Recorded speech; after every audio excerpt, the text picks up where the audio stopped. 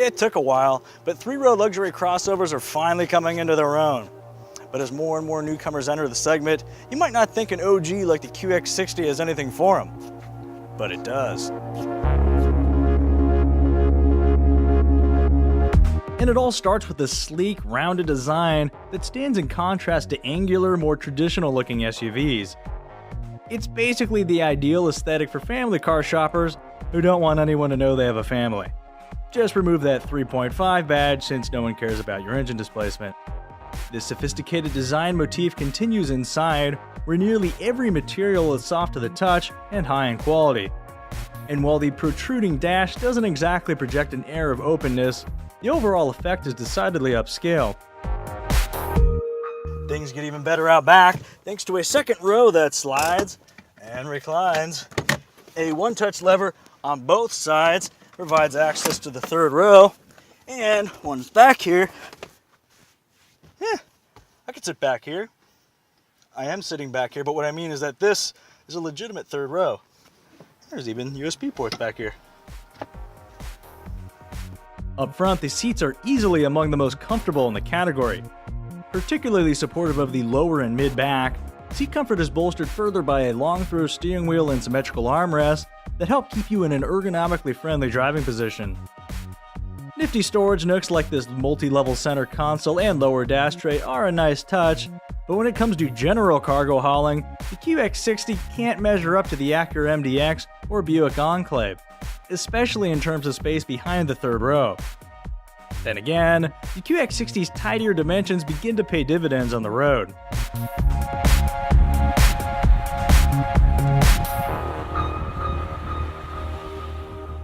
We'll tee off by talking about something used by no other conventionally powered luxury car on the market: a CVT transmission. That music isn't necessary because this CVT is really quite good. It's smooth, responsive, a little bit buzzy, but that's to be expected, and according to Nissan engineers, significantly more reliable than years past. Plus, the artificial gear changes feel surprisingly natural. Infiniti's gearless gearbox comes paired with either a 295 horsepower 3.5-liter V6, which actually feels more powerful than its output figures would suggest, or a one-off hybrid powertrain comprised of a supercharged 2.5-liter four-cylinder gasoline engine and 15-kilowatt electric motor, good for 250 net system horsepower. Both models can be equipped with all-wheel drive for an additional $1,500 or so. For those contemplating conventional or hybrid power, it would be wise to think hard before dropping an extra $9,000 on a slower, poorer handling model whose only claim to fame is a modest 4 mpg advantage in city driving. Not to mention the fact that we were also able to log a very respectable 26.1 mpg on the highway and an average speed of 67 miles an hour in our non-hybrid tester.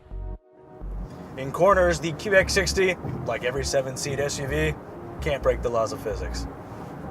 That said, the steering and chassis tuning do a pretty good job of injecting a wee bit of fun into the experience. In tight quarters, a relatively tight turning radius makes it one of the easier midsiders to park.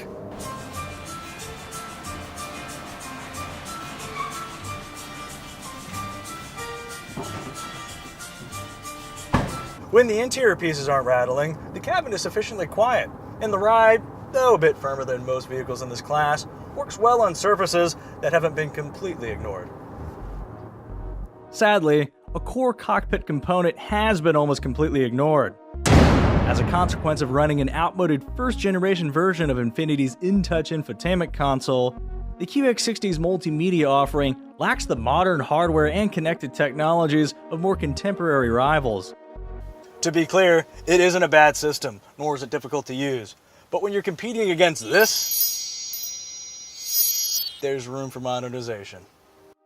But when considering it's $46,000 to start and $58,000 all in, the QX60, not unlike the Acura MDX, is a relative bargain when compared to 7-passenger European models like the Audi Q7 and BMW X5.